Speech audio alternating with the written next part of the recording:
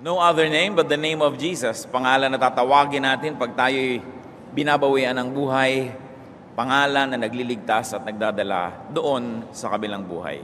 Sabi po ng Panginoon sa Juan 10:10, dumarating ang magnanakaw para lamang magnakaw, pumatay at manira.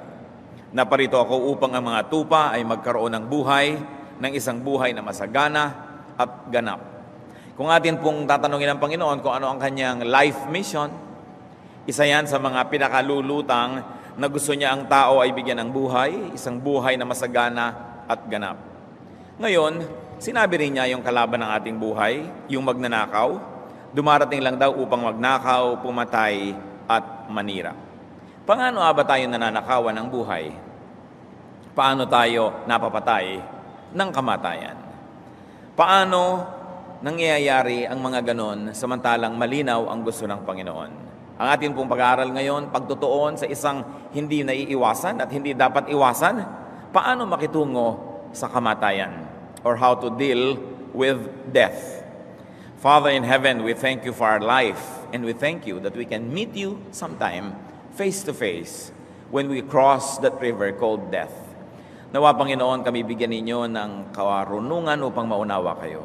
Patawarin niyo po kami sa mga kasalanan namin, mga pagkakamali at pagkukulang namin inyong punan. Buksan niyo po ang aming mata at pagpalain kami ng katotohanan na makapangyarihan, na nakapagpapabago ng pag-iisip, nakapagpapalakas. Walk in our midst, O God. Give us your blessing. We lift up your name in the name of your Son, Jesus. Amen. Maraming paraan ng pagnanakaw ang kamatayan sa atin. Una pa man ay bago tayong mamatay, pwede na tayong manakawan. Pwede na tayong masira, pwede na tayong simulang patayin ng kamatayan, sapagkat ang kamatayan ay nananakot. So kung lagi ka nalang takot mamatay, nabawasan na ang oras mo para mabuhay. Nagpapawala yan ng saya, nagpapabawas ng sigla, at nagpapahina ng dapat sana ay lakas. Yung lagi ka nalang natatakot, nawawalan ka ng panahon para yung masaganang tanggapin ng mga pagpapala na ngayon ay nariyan. Yung takot. Isa pa pong pagnanakaw sa atin at pagpatay ng kamatayan, bago pa man ito dumating, ito ay sumasakal sa buhay. Nagpapaliit ng plano, nagpapababa ng mga pangarap, nagpapaliit ng mga posibilidad sa buhay. Pag ang tao ay wala nalang inisip kundi mamamatay siya, hindi na niya lalakihan ang kanyang mga pangarap.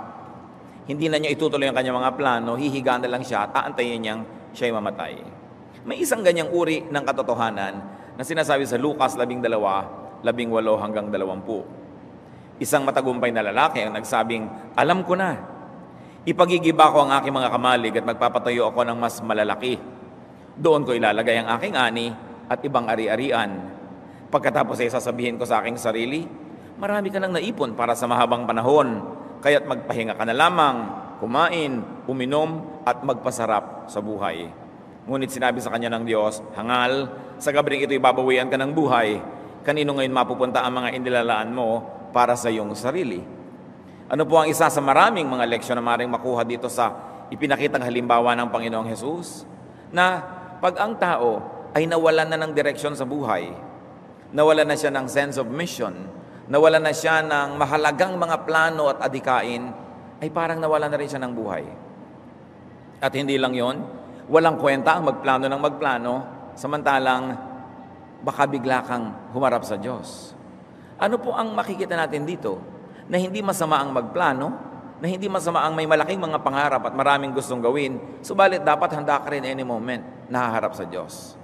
Pero kung lagi ka naman paghahanda sa pagharap sa Diyos ang ginawa mo at wala ka ng ginawang buhay dito sa mundong ito, nasakal na rin ang buhay mo. Marami pong mga ganyan eh. Bakit hindi pa po kayo mag-aral ng gusto niyong kurso? Matanda na ako. Mamamatay na ho ba kayo? Sana na may huwag pa. Di mag-aral pa kayo. Gusto nyo pala eh. Marami mga balo. Ba't di kayo mag-asawa uli, mami? Ay, wag na. Matanda na tayo. Di ba? Masama na meron ka man lamang masandalan kung nanonood ka ng romantic movie. May mag-abot man lang sa iyo ng salon pass kung sumasakit na yung likod. Yung iba kasi ay matanda na tayo. Ayaw na magplano. Ang iniisip na lang, malapit na tayong mamatay. Ba't hindi ko kayo magsimula ng isang negosyo? Matanda na tayo. Anong ibig sabihin doon? Hihiga na lang tayo, maghihintay na embalsamuhin dahil matanda ka na. Pag lagi ang iniisip mo kamatayan, no? Wala ka nang ma-accomplish sa buhay. Ang takot sa kamatayan ay pumipigil sa pagiging mabunga. No? Kaya, dapat hindi natin pinapayagan na hindi pa naman dumadating, natatakot na tayo, pati tuloy yung dapat ngayon ay nagagawa, hindi na nagagawa. Yung takot sa kamatayan ay nagpapaliit ng mundo. Sobrang pag-iisip sa kamatayan, sobrang paghahanda sa kabilang buhay, trying to earn points in the afterlife and missing the here and now. Hindi masamang paghandaan yung darating. Hindi masama na may points ka in heaven, pero nandito ka pa sa earth nilalagay ka pa dito ng Diyos, ibig sabihin may buhay ka rin dapat dito. Kasi kung doon ka na lang sa kabila, di dapat sumakabilang buhay ka na ngayon din. Kaya nakakawala yan ng mga kahulugan ng pangkasalukuyang buhay. Ang takot din po sa kamatayan, mga kapatid, ay nakakapagpatigas ng puso. Nakakapagpasama, kuminsan. Sa kagustuhan ng taong iligtas ang kanyang sariling buhay para hindi siya mamatay, kuminsan hindi na siya nagiging mabuti sa kapwa. Sa paniniguro na siya ay mananaig, na siya ay magiging secure, kuminsan ay nagiging masama sa kapwa ang tao. Si Abraham na lang at si Sarah, mayroong ganitong example sa Genesis 12:11-13. Nang malapit na sila sa hangganan, sinabi niya sa kanyang asawa, Saray, napakaganda mo. Kapag nakita ka ng mga Ehipsyo, sasabihin nilang asawa kita at papatayin nila ako para makuha ka. Ang mabuti pa ay sabihin mong magkapatid tayo. Alang-alang sa iyo, hindi nila ako papatayin. So sa takot nitong si Abraham na mapatay, willing nang ipamigay ang asawa kung kanino na lang. Sabi, baka sa kagustuhan nilang makuha ka, patayin ako. So, sumama ka na lang. Sabihin mo na lang na, kapatid mo ako. So, tuwang-tuwa siguro si Sarai. Sabi ni Abraham, Sarai, napakaganda mo. Napakangiti siguro siya. Sabi niya, sumama ka na lang sa kanila. Hindi biglang nanimangot ang asawa. No? Dahil ipapamigay, huwag lang mapatay si asawa. Nakita niyo rin yung mga crack sa karakter ng mga tinatawag natin mga patriarchs. Yun po'y bago mamatay ang tao, naapektuhan na siya. Kung papayag siya. Ngayon, habang namamatay, at nag-aagaw buhay at namatay na nga, paano pa tayo na pagnanakawan ng kamatayan? Before and during. Ang kamatayan ay gumagambala, pumuputol sa buhay. Needless to say. Santiago 4:13-15. Makinig kayo sa akin, kayong nagsasabi, ngayon o bukas ay pupunta kami sa ganito at ganoong bayan at 1 taon kaming titigil doon. Mangangalakal kami at kikita ng malaki. Hindi nga ninyo alam kung ano mangyayari sa inyo sa araw ng bukas. Ang buhay nyo ay parang usok lamang. Sandaling lumilitaw at agad nawawala. Sa halip ay sabihin ninyo, kung loloobin ng Panginoon at nabubuhay pa kami, gagawin namin ito o iyon. Ano pong sinasabi dito? Huwag ipagyabang yung bukas, yung next week, yung next year, kasi hindi mo yan hawak. Maaring biglang maputo lang yung buhay at ikaw ay mahihiwalay sa mundo. Maiiba na ang lahat at ang mga plano mo ay nababaliwala. Hindi sinasabing huwag magplano, hindi po sinasabing huwag mangalakal. Ang sinasabi lang, alalahanin mo na ang lahat ng yan pwedeng biglang maputol pag nabawian ka ng buhay sa panahong di mo naman inaasahan. Lagi mo nalang makikita, in the untimely death. Meron ba namang timely death? Lagi naman ganun Lagi sasabi mo, untimely demise.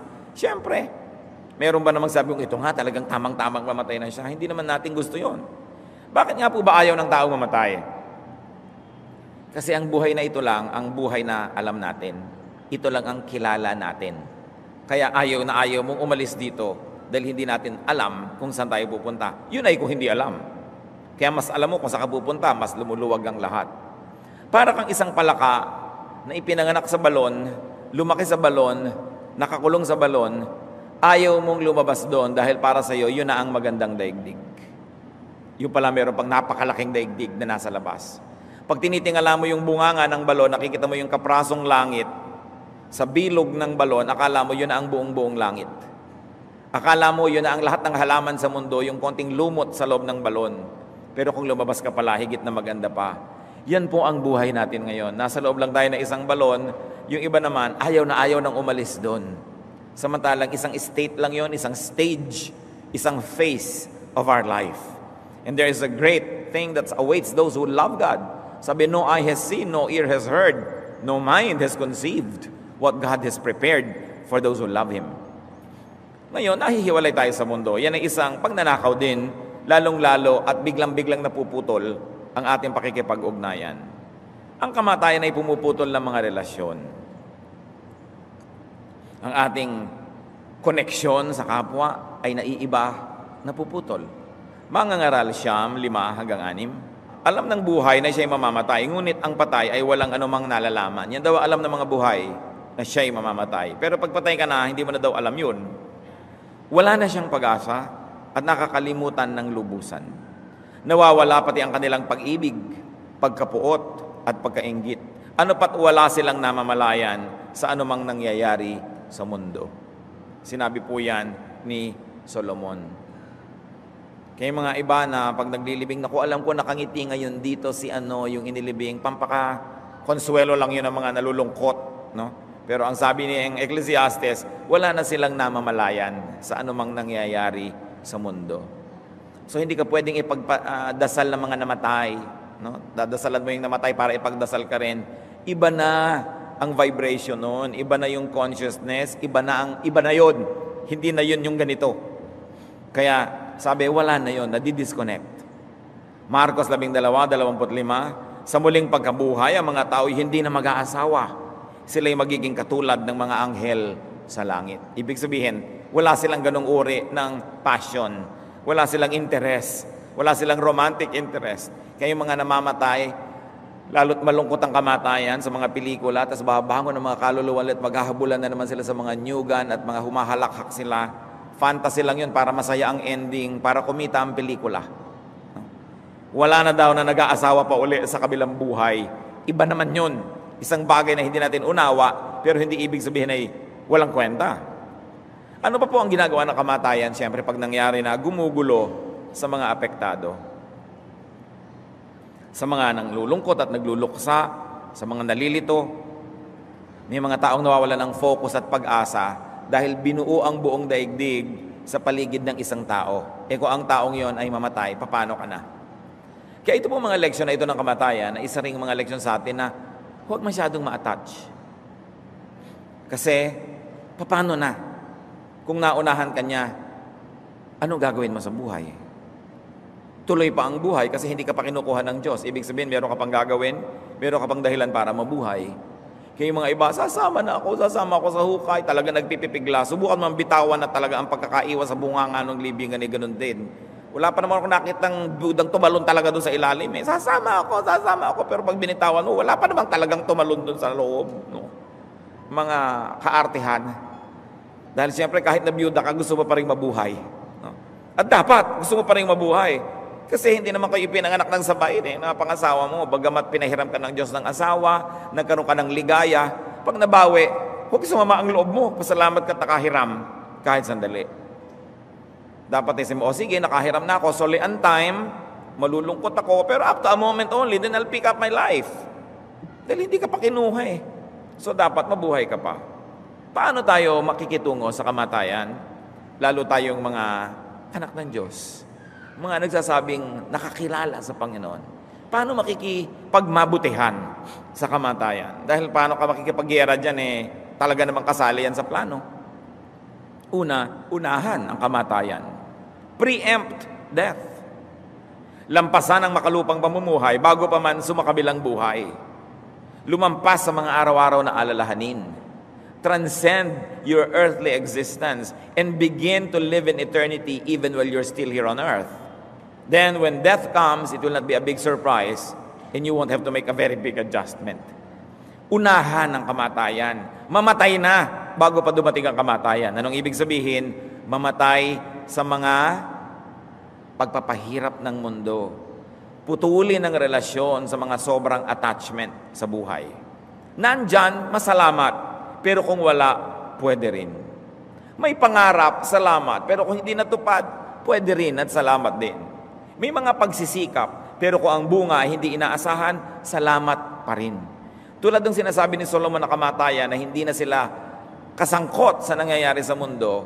Nandito ka sa mundo, sumasangkot ka, pero hindi sobra. Hindi ka masyadong attached. Galatia 6:14. Ang ipinagmamalaki ko ay ang kamatayan ng ating Panginoong Hesukristo. Sapagkat sa pamamagitan nito, ang mundong ito ay patay na para sa akin. At ako na may patay na rin sa mundo. Di po ba yung patay walang pakiramdam? Kahit mo nga yan, anong gawin mo sa kanya, hindi na siya nagre-reklamo. Well, we cannot be totally and completely dead to the world. We can begin an early and an advanced kind of death to the world.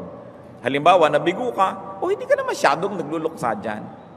May hindi nagmahal sa'yo, may nag-ignore sa'yo, hindi mo masyadong iniinda, hindi ka masyadong sensitive, patay ka na sa mundo. Hindi ka nauunawaan ng mga tao, hindi ka nila na-appreciate, hindi mo yun ipagpapakamatay. Dahil patay ka na sa mga ganong feeling. Hindi ka magkaroon ng malaking bahay, malaking kotse, natututo ka makontento kung anong meron ka, dahil patay ka na sa mundo. Bagamat, kung nandyan, edi salamat. Kaya napaka-importante sa buhay yung unahan mo yung kamatayan, huwag mo nang hayaan na pagdating pa lang ng kamatayan, tsaka ka madedetach. Have a healthy level of detachment while you engage life. Actually, it's a challenge. Kung paano natin ibinabalanse na nabubuhay ka ng buong buo ayon sa kalooban ng Diyos, pero patay ka rin sa mga yon. At palagay ko, kung inyong iisiping mabuti, magkakaintindihan tayo sa sinasabi ko. That it's there, if it's not there, then it's not there. That you won't cry over spilled milk. That you will not live your life in regret and worry and anxiety. Mabuhay ka at mamatay, pwede. At ganoon ang itinuturo sa atin ng Biblia. Transcend earthly existence. Pero hindi ka naman magiging yung para mga monks na ayaw ng kumain, sinasaktan ng sarili, dinedeny nila na meron silang katawan, itinatanggi nila na meron silang sikmura, itinatanggi nila na meron silang mata, ayaw na nilang tumingin.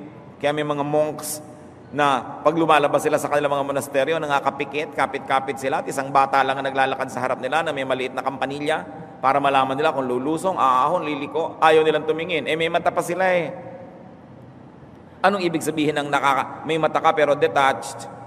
Naapektuhan ka pero hindi masyado.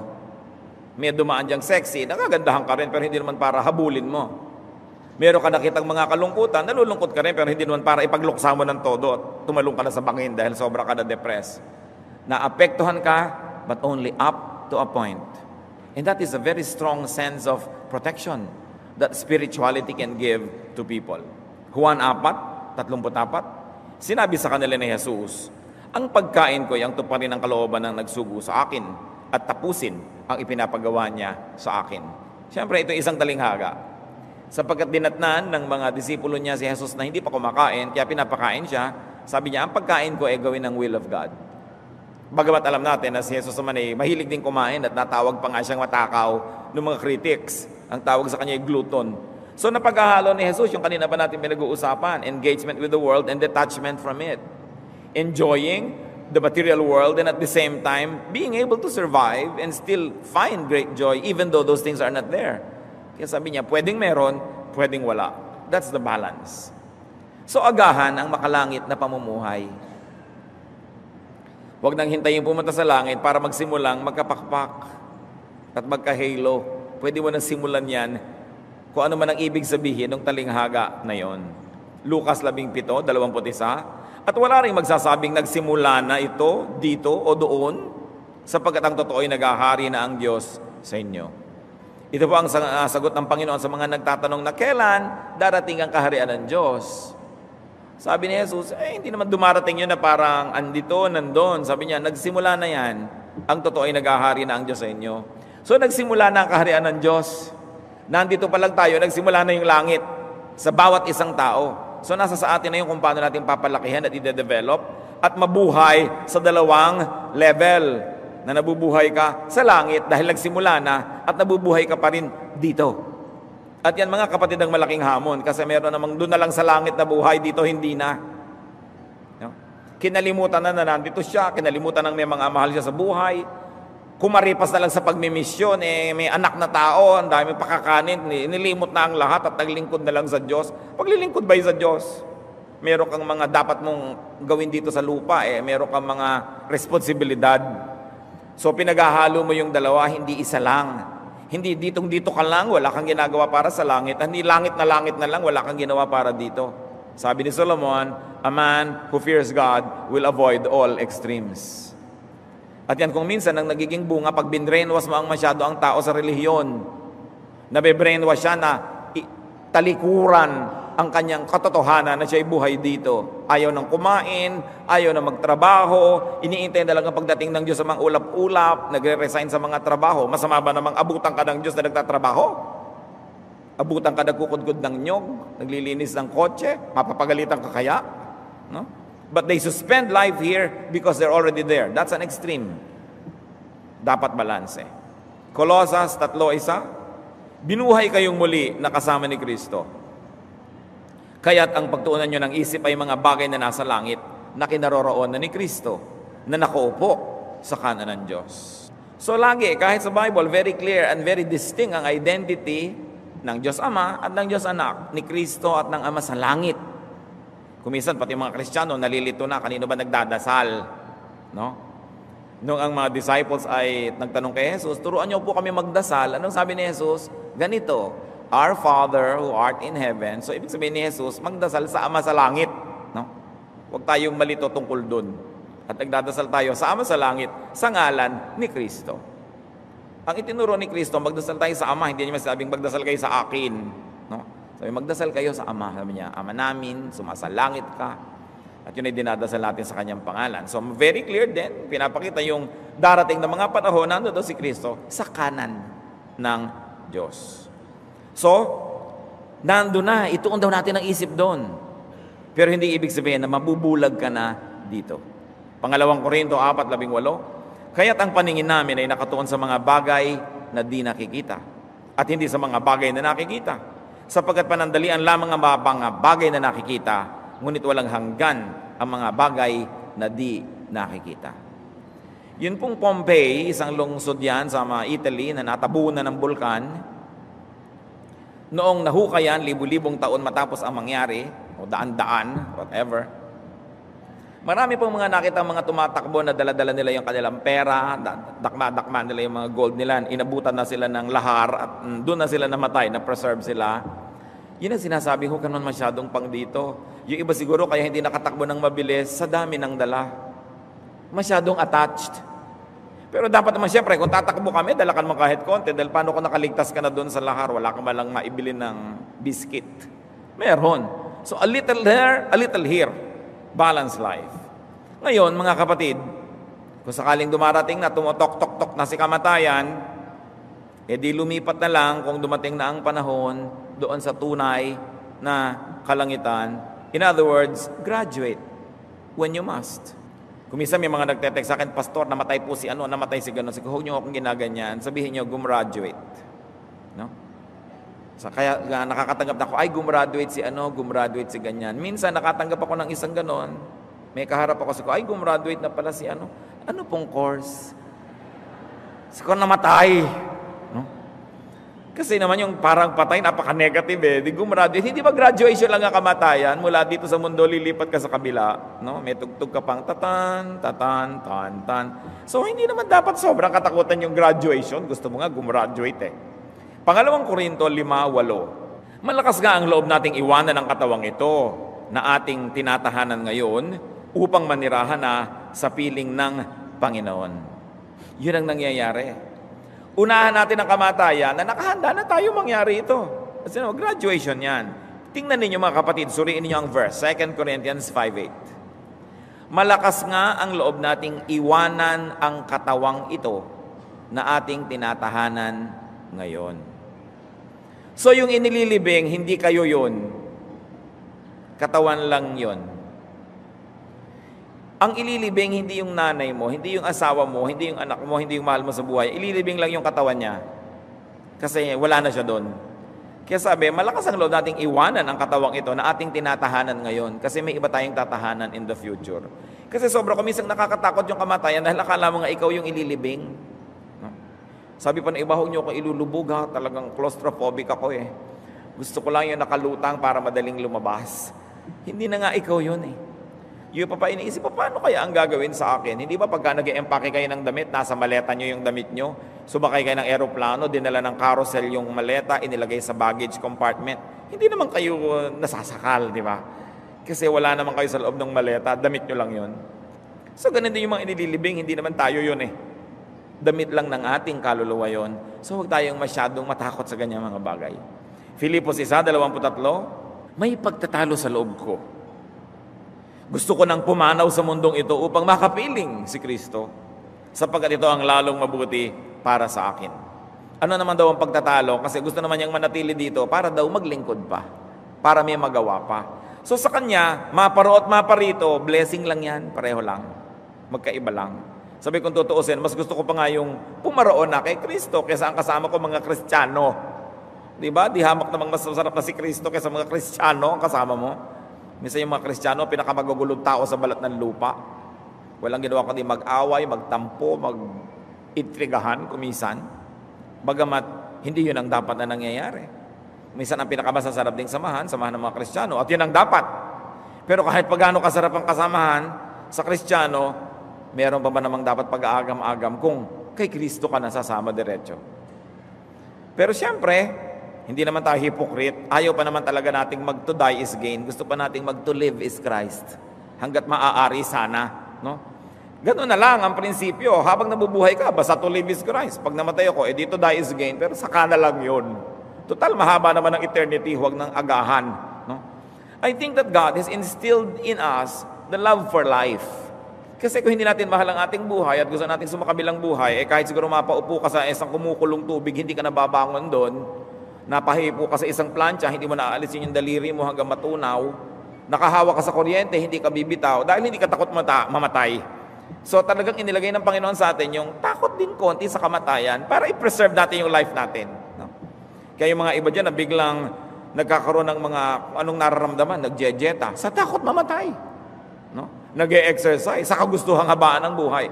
So, natural yon to preserve life. Pero kung dulo na, di dulo, graduation na, magmarcha. Anong malaking usapin? Paano pa pakikitungan ng kamatayan, mga kapatid? Huwag laging isipin ang kamatayan. Pag-abalahan at tupagin ang kasalukuyan. Mga ngaral 3:12, alam kong walang pinakamabuti sa tao, kundi magpakaligaya at gawin ang pinakamabuti habang siya'y nabubuhay. Siguro kung tatanungin tayo, ano ba talaga dapat ang gawin ng tao sa buhay na ito? Ito ang sagot. Sagarin mo ang pwedeng kaligayahan at sagarin mo rin ang lahat ng mabubuting magagawa, paglilingkod sa Diyos at sa kapwa. At yan na ang buhay. At kung nagawa mo yan, huwag ka namang hinayang. Kung gagraduate ka na, pupunta ka naman sa next. Balanse. Pinagsama si Paul at si Solomon. Si Paul kasi, pag sa kanya ka lang mag-isang nakinig, huwag ka nang mabuhay dito, puro doon na lang sa kabila. No? Si Solomon naman, sabi niya, dito at doon. At mas malaki pa nga ang timbang na ibinibigay ni Solomon, yung dito. Sabi, ang buhay ay lasapin. Maiksi yan. Pitasin ang mga bunga ng iyong pagsisikap. Enjoy life with your wife. Yung mga sinasabi ni Solomon, siyempre, hindi naman natin paglabanin dapat yan. Galing sa iisang Biblia. So, anong gagawin mo? Balansihin mo sila. So, enjoy the maximum enjoyment in life. Do the maximum good. And when your time comes up, march to the tune of Aida and graduate. So, sa buhay, magtrabaho, mamunga, maglingkod sa Diyos. Mamatay na lang kung kailangan na talagang mamatay na. Hindi ka pa namamatay, wala ka nang inisip kundi yun. Cross the bridge when you get there. At paano pa po makikitungo sa kamatayan? Mamuhay ng ganap. Kahit pa nga, mamamatay din. Kahit naman alam nating magugutom din tayo ulit, di ba kumakain tayo? In fact, alam nga nating magugutom tayo ulit, kaya tayo kumakain Kahit naman alam mo, nadudumi ka rin, di ba? Daliligo ka rin. Hindi mo naman sasabing, dudumi rin ako mamaya, hindi dala ako maliligo. So, ganun din yun. Mamamatay din lang tayo, huwag na tayong mabuhay. Mali. Mamamatay ka nga, kaya dapat habang hindi ka pa namamatay, mabuhay ka ng todo. Para wala kang sukat pagsisihan at panghinayangan kung darating na yon. Have a full life like Jesus.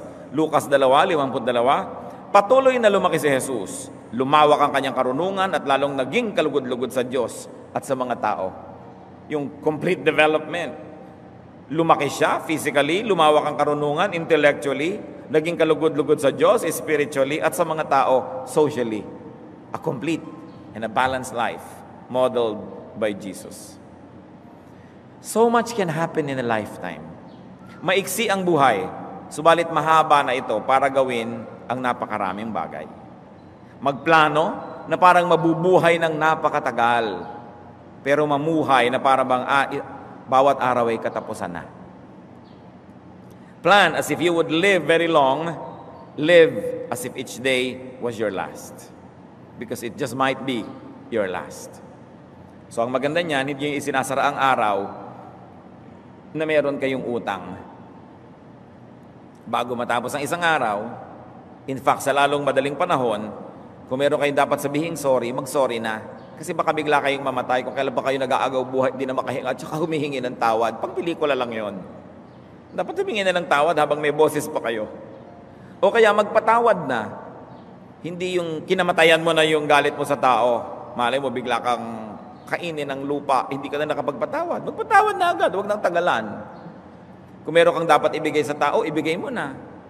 Meron kang utang na loob na suklian mo na, huwag nang tagalan. Para kung namatay yung tao, wala kang pagsisisi.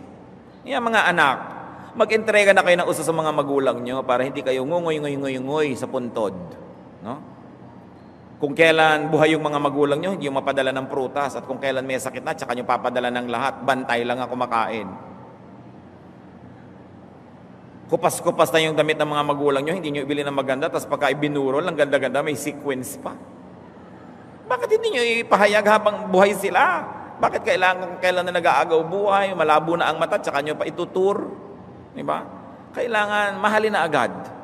Whatever good you have to do, do it now, because the person might die any moment, or you might die, and in both cases, sayang. Kaya hindi maganda yung tatanim kang sama ng loob. Alisin mo agad yan. Kasi nakaka-apekto sa'yo at doon sa kinakasamaan mo rin ng loob. Magplano na parang ikaw ay matagal mabubuhay. Magtayo pa tayo ng tindahan, magganito pa tayo. Yung mga iba, magtanim pa tayo ng mga prutas. Sabi, hindi mo na makakain ang bungan yan. Malapit na tayong gumraduate. Aba, malay mo humaba ang buhay natin. Diba? At saka, di kakainin ng iba. Yung magplano ka na parang kaya haba-haba pa ng buhay. Pero ang pakikitungo mo sa kapwa, sa sarili at sa Diyos, yung para bang ito na yung huli.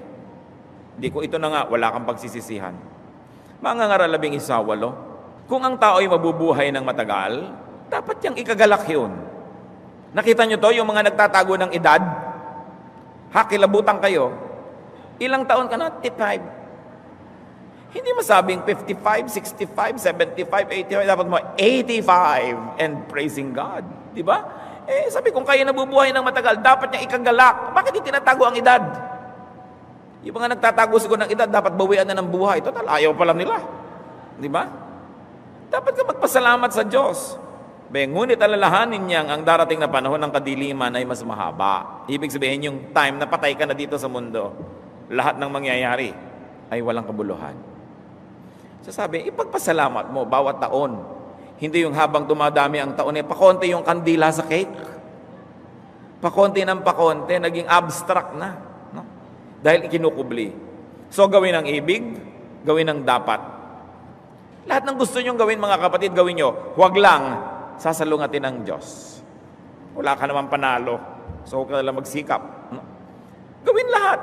Basta hindi ipinagbabawal ng Diyos, gawin nyo. Binigyan ka ng mata para makakita, binigyan ka ng panlasa para tumikim, binigyan ka ng paa para maglakad. Binuhay ka ng Diyos para buhay ka. Kaya napakaganda ng ating pinaka-importanting salita na mabuhay. No? Kaya mabuhay ka. Huwag kang ganyang lalanta-lanta.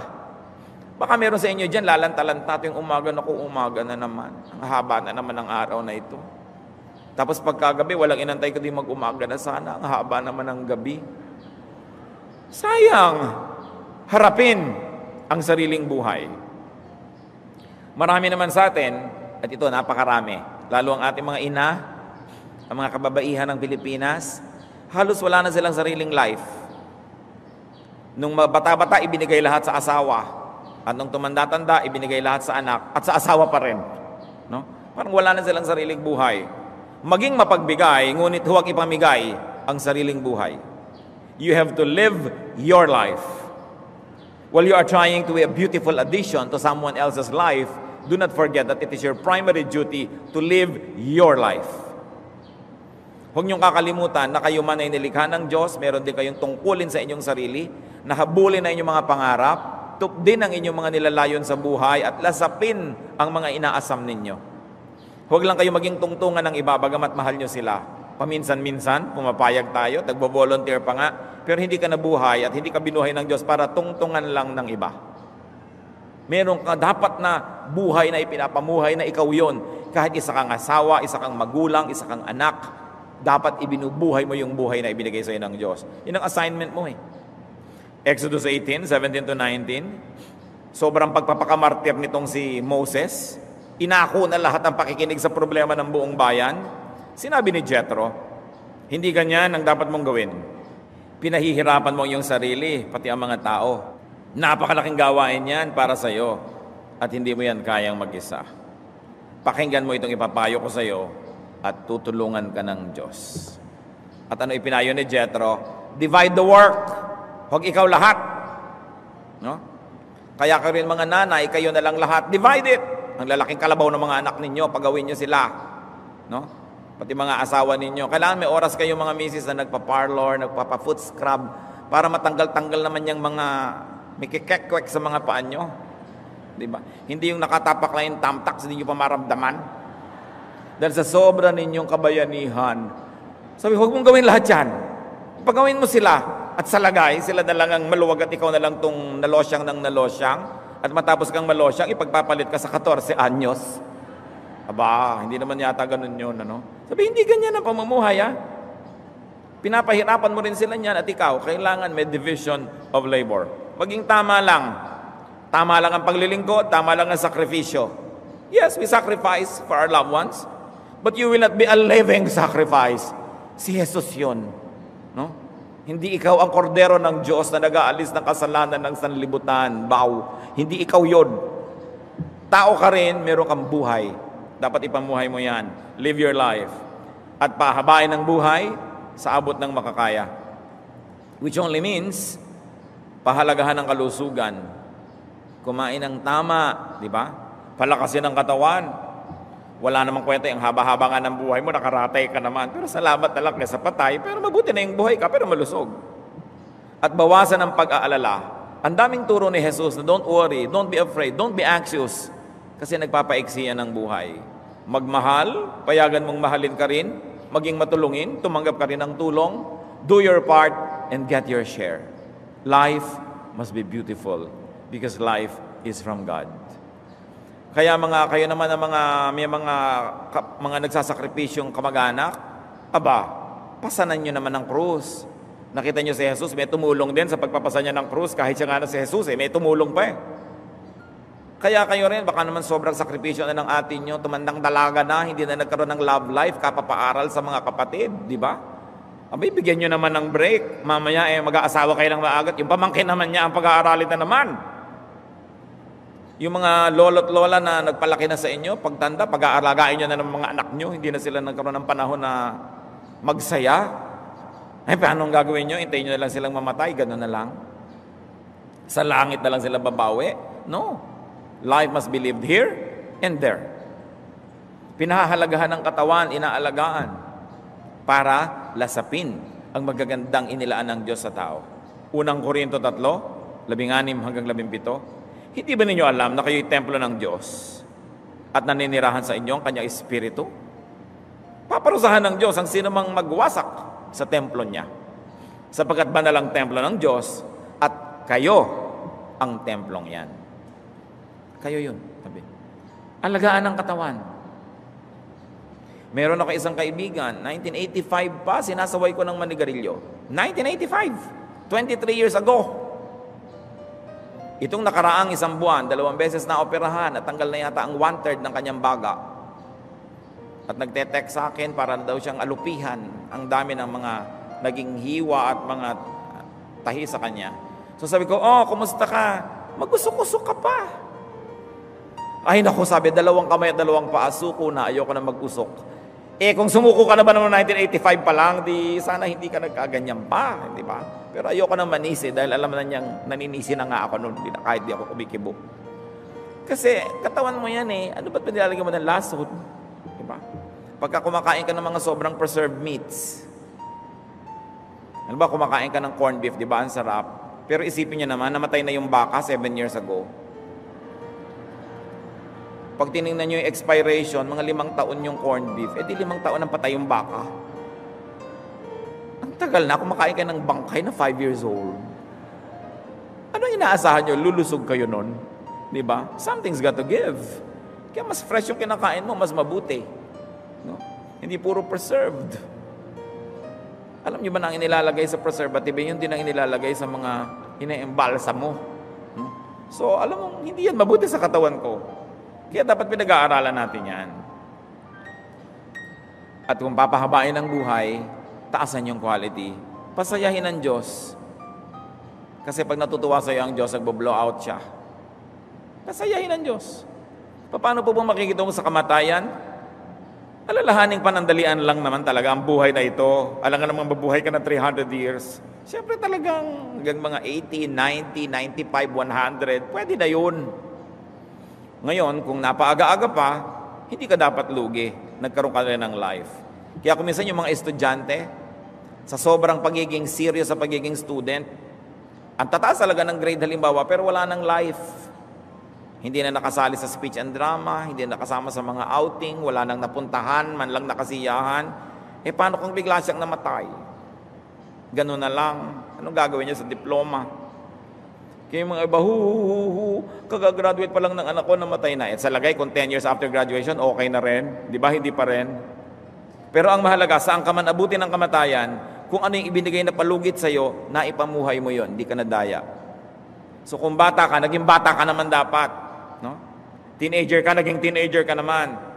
Hindi ine-expect mo yung bata na mag-behave ng matanda. Yung teenager, ine-expect mo parang 50 years old. Kasi kung biglang naputol yung buhay nila, they were not able to live the life that the stage or that period permitted them and expected them to live. One of the best gifts that we can give to our loved ones is to allow them to get and to have a life. Minsan yan talagang ang mga magulang, kung pwede lang huwag mo ng pag-swimmingin ng mga anak mo dahil may nalulunod, di ba? Pero kung talagang pinayagan mo mag-swim, minaximize mo ang safety, tiningnan mo kung ano ang swimming pool, inalam mo may lifeguard ba, tas tinuruan mo pa siya mag-swim o pinaturuan mo, hindi mo nang pinapaligo sa gitna ng nag-aalimpo yung dagat, in-ensure mo yung maximum safety at nag-swim at nalunod pa rin. Ganun talaga yung buhay. Pero hindi pwedeng humo siyang pag-swimin buong buhay para lang huwag siyang magkaroon ng posibilidad na malunod. Kasi talagang yung pamamaraan ng pamumuhay may risk. Pero kung inabutan ka ng kamatayan habang ikay nabubuhay, hindi ka na sobrang dapat malugi nun. What I mean, brothers and sisters, is if in the act of living, in the act of having a full life, that's when you met your death, then you should not be regretful about it. Because there are many people who are alive but actually only are just existing because they don't have a life. Yung sobrang sheltered, sobrang safe, wala nang risk na tinake sa buhay. Buhay nga, pero anong uri naman ng buhay yon? So, huwag ka na anak pumasok sa school kasi may mga pumapasok na nasa gasaan na matay. Ano ikukulong mo na yun sa bahay? Let me be repetitious about it. Maximize the possibility of safety, minimize danger, but take risks because you have to live, and that's what life is all about. If in the process of taking those risks and in having a full life, your life is compromised, then it really happens. But to kill yourself on your own by not having a full life is a far graver thing to do. Kaya napakahalaga, alam natin, maiksi ang buhay. Huwag na tayo magtaka pag nabawi yun. Pahiram lang talaga. Lucas 12:28, kung dinaramta ng Diyos sa mga damo sa parang na buhay ngayon at kinabukas ay igagatong sa kalan, kayo pa kaya? So, dalawa yung kayo pa ya. Kayo pa kaya ang hindi damtan? No? Yun talagang tunay. Pero dapat nating isipin, kayo pa kaya ang hindi rin mamatay bukas? Sandali lang ang buhay. So, kailangan mabuhay ng buong buo, kompletong-kompleto, habang may pagkakataon. Awit, 89, 47 hanggang 48. Alam mo, O Yahweh, ang buhay ng tao ay maikli lamang sa balat ng mundo. Papanaw na lahat silang nilikha mo. Sino bang may buhay na hindi papanaw? Paano iiwas sa kanyang libingan tayong mga taong ngayon nabubuhay? Ang sagot, hindi, nakakaiwas dyan. Ang paraan lamang upang mawalan ng bagsik ang kamatayan ay, kung dumating na ito, ay wala ka naman pinagsisisihan dahil nabuhay ka naman. Napakahalaga. Paano pa po makikitungo sa kamatayan? Makipagmabutihan. Tanggapin ng maluwag sa loob ang kamatayan. Pangalawang Korinto 5:8, malakas nga ang loob nating iwanan ang katawang ito na ating tinatahanan ngayon upang manirahan na sa piling ng Panginoon. So, mabuhay kung buhay, hindi mamatay kung oras na. Ganun talaga. Filipos 1:21, sapagkat para sa akin, si Kristo ang aking buhay at kahit kamatayan ay kapakinabangan. To live is Christ, to die is gain. Paano makikitungo sa kamatayan? Pakinabangan ito. Kung gayon, unang Korinto 15:55, masasabi mong, nasaan o kamatayan ang iyong tagumpay? Nasaan o kamatayan ang iyong kamandag? Ang sagot, wala. Pagwagian ang kamatayan. Paano pagwawagian? Alam niyo po ang kamatayan, usher or usherette. Hinahatid ka lang. So, payagan itong maghatid sa iyo sa kabilang buhay. Huwag siyang iwasan na eto na siya. Sabi mo, o sige, eto ang usherette. Dadali niya ako sa kabilang buhay. Death is usher to the next life, to the next world. Huwag matakot at huwag magalit sa usher. Ang maganda ay handa ang sarili sa kabilang buhay. At pagka ganun, wala tayong dapat ikatakot pag nandyan na yung usher. Yun naman kasi drawing natin, si kamatayan, yung may belong itim, may hawak na karet. No? Kung suotan nyo ng kimona, suotan nyo ng magagandang mga alahas, tulad ng magaganda natin mga usherette, di ba? Dinadala ka sa silya mo, o dito ka sister, doon ka. Di ganun din yung kamatayan, o dito ka, pumunta ka sa piling ng Diyos. Alisin nyo yung lagim ng kamatayan.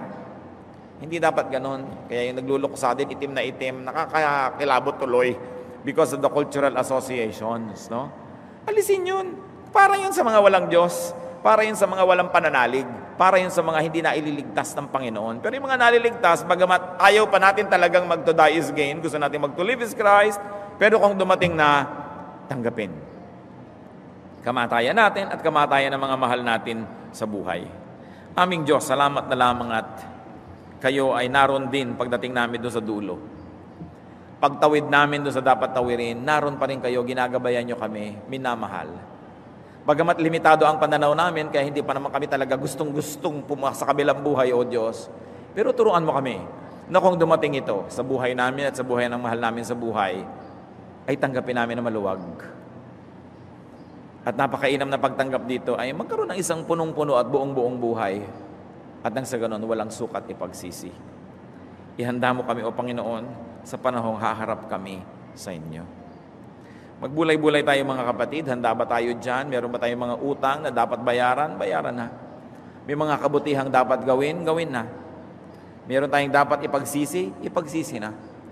At sa ilang saglit, makipagniig tayo sa Diyos. Araw-araw, minutong merong posibilidad, dapat nakikipagniig tayo sa Diyos. At lagi nating nire-renew yung ating commitment. Then you say, oh God, when I die, take my spirit with you. I like to be with you. Hiningin niyo sa Panginoon Diyos natin sa langit niya na kung tayo ay papanaw sa mundong ito, kunin ang ating espiritu at isama sa Kanya. Kaya habang buhay pa, ibigay niyo na sa Kanya ang inyong espiritu. Ibigay niyo sa Kanya ang inyong kaluluwa. Habang kayo'y meron pang huwisyo para gawin yan, makipagniig sa Diyos. Sasabihin, Lord, forgive me for my sins. Cleanse me. I like to give you my life and I like to give you my spirit. When I die, take me wherever you are. And do that in the name of Jesus because Jesus is our way to the Father. Makipagniig sa Diyos, manalangin, ihanda ang sarili para sa sariling pagharap sa Diyos. Ihanda din natin sarili natin para dun sa pagpano ng mga mahal natin sa buhay. Ayaw natin silang mawala, pero kung kinuha na ng Panginoon sa Kanya pumunta, ibigay ng maluwag.